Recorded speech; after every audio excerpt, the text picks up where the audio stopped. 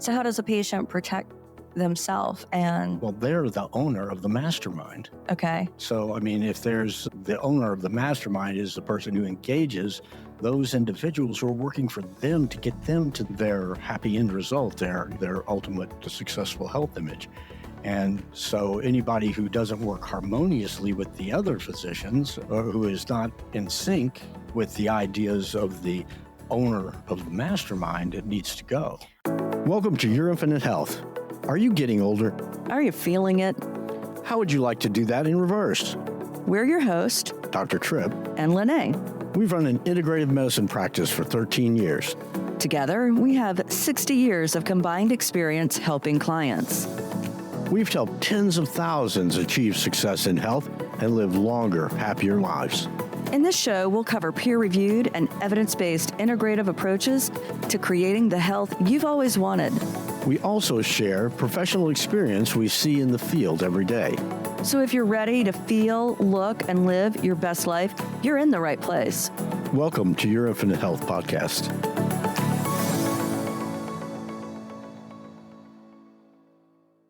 All right. Hey, Tripp, happy Sunday. Oh, happy Sunday. We had a really good brunch at this place called Palmettos on the Bayou in Slidell, Louisiana. Oh, yeah, it was great. You can't just say Slidell. You have to say Slidell, Louisiana. Great.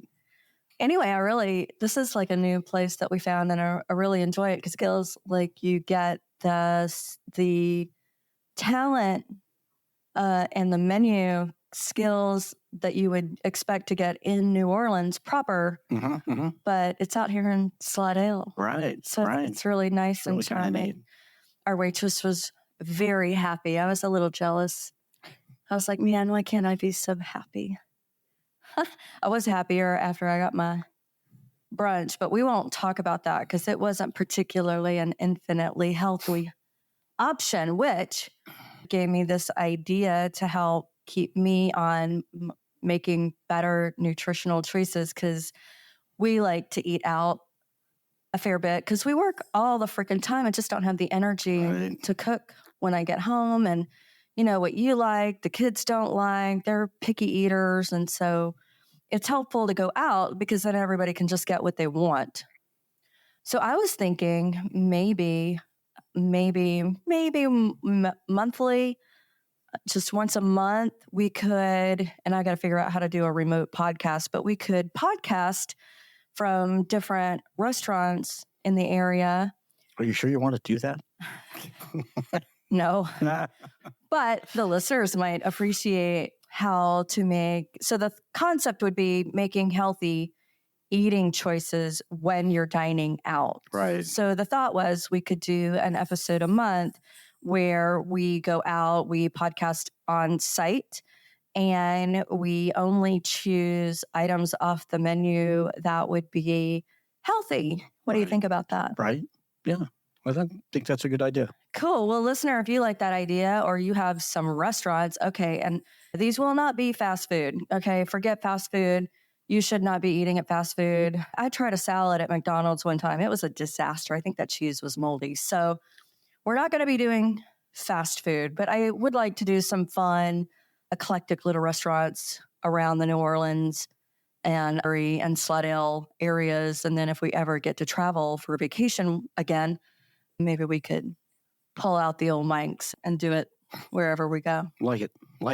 Cool. Well, if y'all have any thoughts or suggestions, or you know of a restaurant or a chef that would be open to us visiting with our microphones, let us know. Send an email to info@yourinfinitehealth.com, or you can email me at LeNae.Goolsby@yourinfinitehealth.com. All right. So cool. Yeah. Well, I'm excited about that idea. Mm. I wanted to tell you, one time I was dating a tennis player. Oh, really? Yeah, it didn't go well because love meant nothing to him. God, that's so bad. I never dated a tennis player. Who are we dating? Well, on that note, I wanted to talk about, so in the book that I put my name on, but quite frankly, you wrote most of it, called Think and Live Longer. Chapter 3 of that book is about creating. You were the inspiration for that book, dear. I was the inspiration, Yes, and I yes, was you the were. nag that made you finish. Thank you. Okay, I was the inspiration. I'm still correcting you. I think. Right. Well, we have an edited version out on Amazon right now, but I think you didn't like that one, so it may be Sure, I liked the edited. editing on it. Yeah. Well, it was designed to make it more succinct, but I think it took some creative stuff out of it. So if you don't have the book, get the book, Think and Live Longer. Just know that it's probably going to be getting re-edited again. Yay. But in that book is chapter 3, which talks about having an empowered perspective. And I would like for you to go a little bit into that. But before you do, I want to read this quote that you included in that chapter by Napoleon Hill, who I think was also an inspiration for creating, obviously, Think and Live Longer, because Napoleon Hill wrote Think and Grow Rich. So this is kind of taking some of those concepts that he wrote about to create financial wealth, we have adopted to help people create their success in health. But this quote by him is, let me just read it. It's a mastermind may be created through the bringing together or blending in a spirit of perfect harmony of two or more minds. Out of this harmonious blending, the chemistry of the mind creates a third mind, which may be appropriated and used by one or all of the individual minds. Now, can you dumb that down for Tracy in Wisconsin? Well, I think it's pretty clear, but I think the mastermind concept, I mean, obviously Napoleon Hill it was business oriented in the beginning. And I think he worked for Andrew Carnegie at the time that he wrote the initial versions. And the concept that Carnegie had was to bring together groups of people that were harmoniously and uniformly and harmoniously there to help him achieve his goals and to get suggestions and information and that from those participants in the masterminds. So as the concept that Napoleon Hill wrote on was how that grouping of minds, every time an additional mind came in that was, again, harmoniously working in synchronicity with the other minds, actually created a larger information base that everyone could tap into. And so it became everybody together created the mastermind. And these would be highly curated individuals that for example, Napoleon Hill would have curated specific individuals. Well, Carnegie. Right? Highly curate, like he would have identified the skills and expertise of each person that he decided to bring. So kind of like a board of directors, maybe? Well, kind of, but a board of directors is not necessarily uniformly and harmoniously engaged to help the CEO to achieve their goals. So this is a group of people who have certain experiences, lifetime experiences, and I suppose in Carnegie's case, there were generally wealthy individuals that had been very successful in their endeavors, and so he would use them as mentors and as idea generators, so to speak, to help him achieve. And at the time, he was the wealthiest man in the world, so he used that to his advantage. Was it the mastermind that helped him become the wealthiest man? I believe that was his concept, and I think one of the things that he tasked Napoleon Hill with was to actually see if other wealthy and successful individuals of the time were actually using the same concept. And that's how I think Napoleon Hill went out and met so many wealthy and powerful people at the time. So how do you extrapolate that and apply it into your achieving optimal health and age reversal? So again, I think the concept of it has to be that the CEO or the head of the table, the person who is desiring optimized health and reversing their age, is the CEO of their health.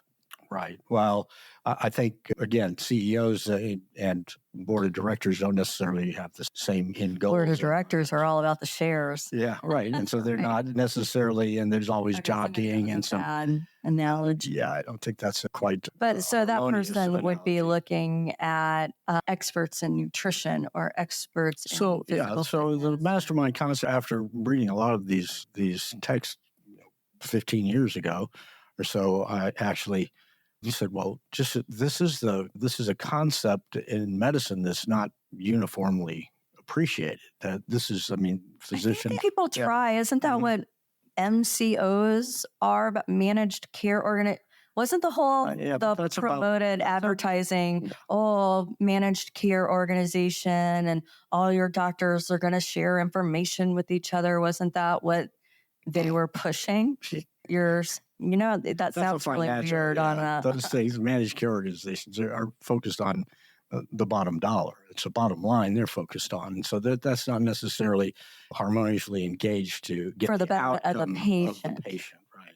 So how does a patient protect themselves? And well, they're the owner of the mastermind. Okay. So, I mean, if there's the owner of the mastermind is the person who engages those individuals who are working for them to get them to their happy end result, their ultimate successful health image. And so anybody who doesn't work harmoniously with the other physicians or who is not in sync with the ideas of the owner of the mastermind, it needs to go. I have to tell you, I perceive, and I could be wrong, I perceive that's quite the challenge for the motivated patient because of the hamster wheel of RVUs that physicians are caught in. And also because doctors are like freaking cats. They're driven by ego. They don't want to work with each other really. And because of the way the and this is totally off topic, but because of the way the reimbursement model has evolved in the US with the pressure of productivity, I don't think a doctor I don't think they're inspired or motivated to make the patient the CEO and to spend that time with the patient that might be required to get very clear on the patient's goals, right? Am I wrong? I could be wrong. Well, no, I agree with you. I think the current paradigm in healthcare delivery is not conducive to that type of mindset because the productivity, as you say, it was a factory mindset. Define that for Tracy in Wisconsin. RVU. Well, it's a relative value unit. And that's what a physician that's an employee is graded on, right? Well, that's how they incentivize physicians by using those units to see how productive they are. And then maybe there's some kind of compensation in their contracts related to the RBUs, or there's at least a minimum number of RBUs that they have to attain to maintain. A lot of pressure that they have to maintain, so they maintain their jobs. So I guess the problem with that is it's based off of productivity. It's not based on patient or patient outcomes and the quality of care that's delivered. It's just based on how many patients you've seen. But then you've got what they call MIPS. I don't know what that is. Oh. Yeah, I'm out of that. I got out of that. Even it's an insurance graded thing. Okay, I apologize. I've taken if you would like to talk about that, however, please, more power to you. Okay, I have completely derailed the purpose of this episode, which was about the empowered perspective. So I believe you have an amazing case study that highlights. I think we should clarify that the concept of mastermind, I think, is really important here. That the ownership is with that patient, and many patients don't empower themselves to take that ownership because they go in, they see the physician that's motivated by their RVU or their productivity, and they want to see the patient as quickly as possible and take care of one or two problems, maybe out of a dozen or more problems that the patient is dealing with. So the comprehensive nature of the assessment is not there, and it behooves the patient. It's the patient that actually has the choice and should empower themselves to choose a physician or physicians or practitioners in this day and age that will provide them with not only the information that they need to help them make good decisions, but also that will interact cohesively with other physicians as needed to get that best outcome. And anybody who doesn't participate in that hold, anybody who doesn't help them get to their outcome, then should not be participating in the mastermind, the medical mastermind, so to speak. So given the disjointed delivery of healthcare now, it's a challenge for patients to take that empowerment, but there are more and more physicians that are getting out of the current medical paradigm and getting into this, really getting back to healthcare delivery as it should be. And conceptually, that's the important thing about the mastermind, is the patient must empower themselves to make that decision and take perspective on what they want to achieve. And I find that in my patient population, I tend to attract more people that are more oriented like that. But I think in the day-to-day reactive medical paradigm, that's not happening.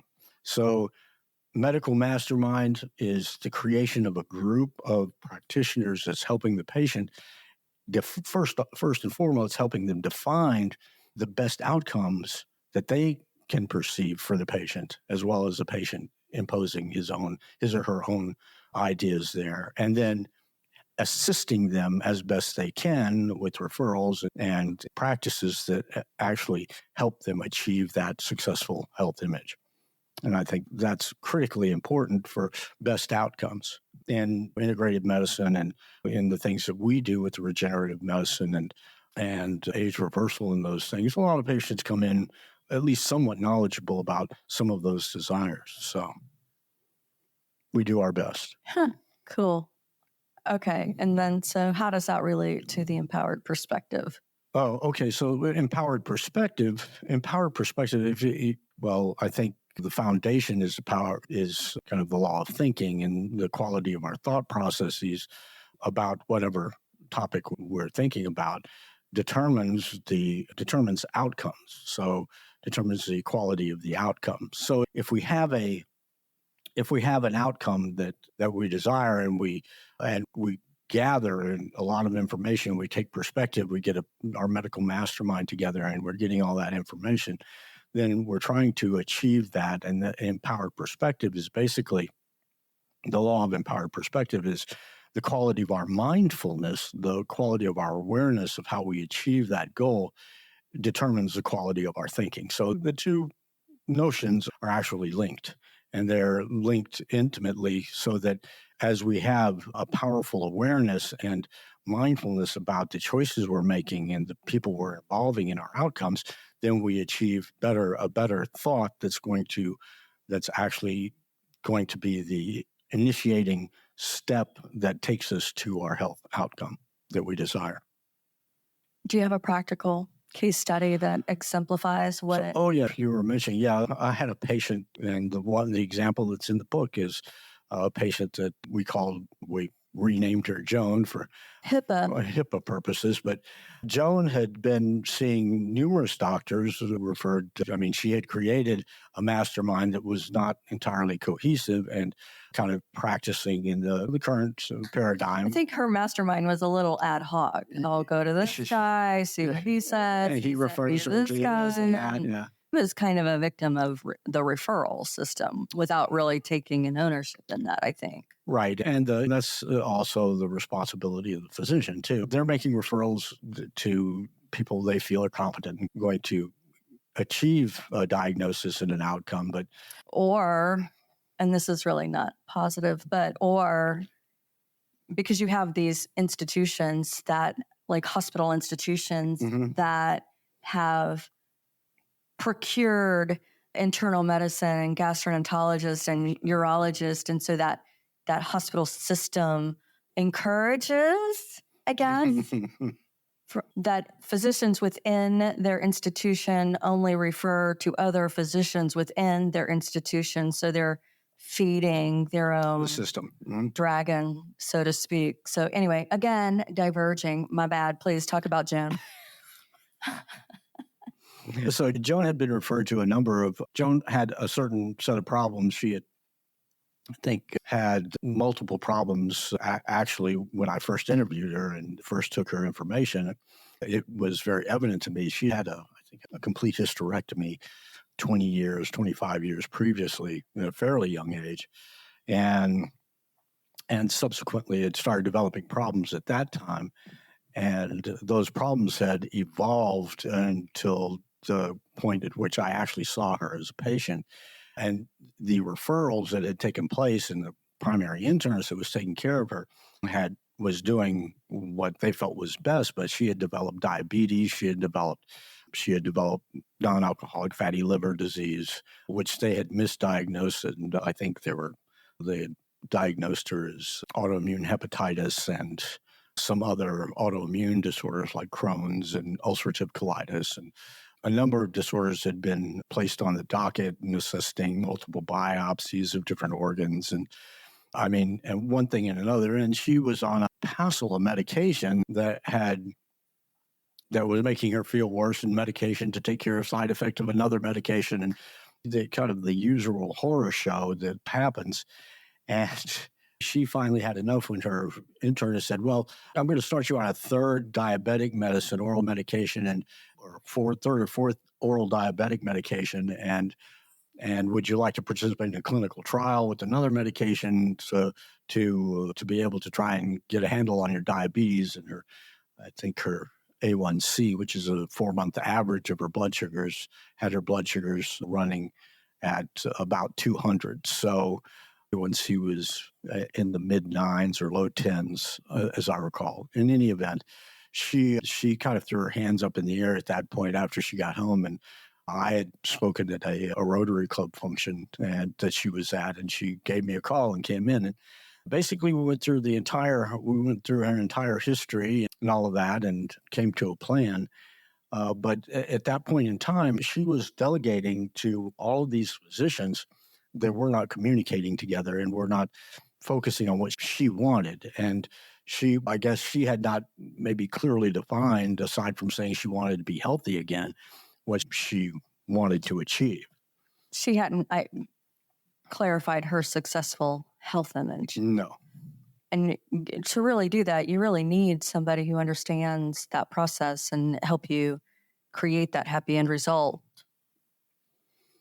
Oh, right. Absolutely. But I think, again, she had numerous referrals to subspecialists with the biopsies and this and that and the other, and numerous additional medications, which wasn't really getting her to where she wanted to go. And that's when she came in. And after I did my preliminary evaluation, I suggested that maybe her metabolic problems, all of the metabolic problems and the inflammatory nature of her disorders were related to just basically a couple of things, or the hormone imbalances that existed and the metabolic imbalances that exist, as well as the multiple medications that she was on. And I think within, as I recall, I had her off of all of those medications. All the diabetic medications were terminated within 4 months. Her hormone imbalance and the liver abnormalities and the other inflammatory abnormalities that I found had resolved in 2 to 3 months. And she was accomplishing things. She actually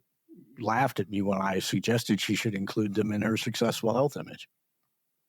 So at what point did she transition from the thought processes that had gotten her to where she was before she saw you to actually having an empowered perspective? Like, when and how did that happen?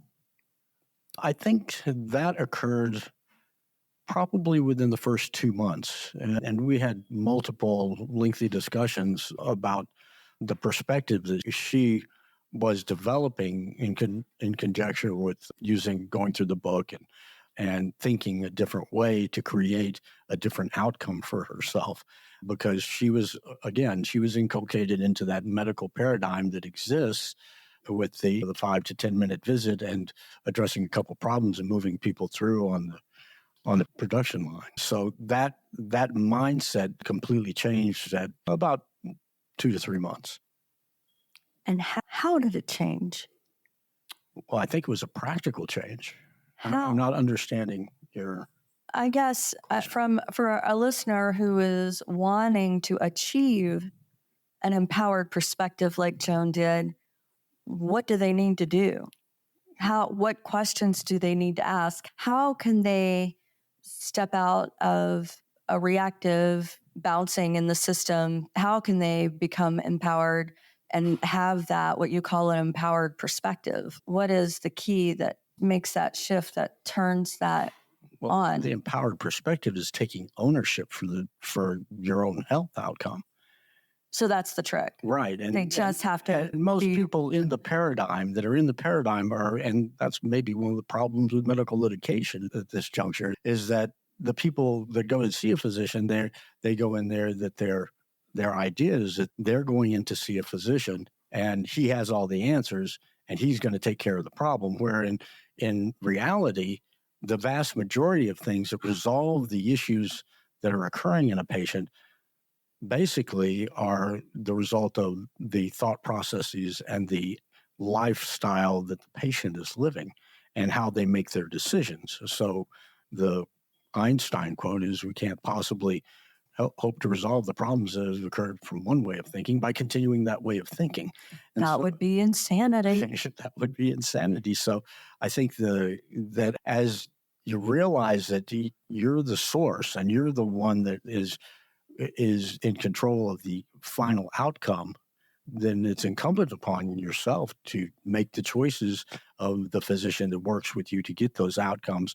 And you do the work that you perceive is going to help you get there, and based on the recommendations of your physician, obviously. So physician has the tools, but you actually have to implement the tools. Or ideally, the right physician would have the tools that you need. Or have a mindset to help that person achieve what they're, and use his or her knowledge base. And that's the medical mastermind concept. Maybe the physician doesn't have all the answers, which is very often the case these days. There's so much information being produced. The amount of information out there in medicine doubles every 3.5 months.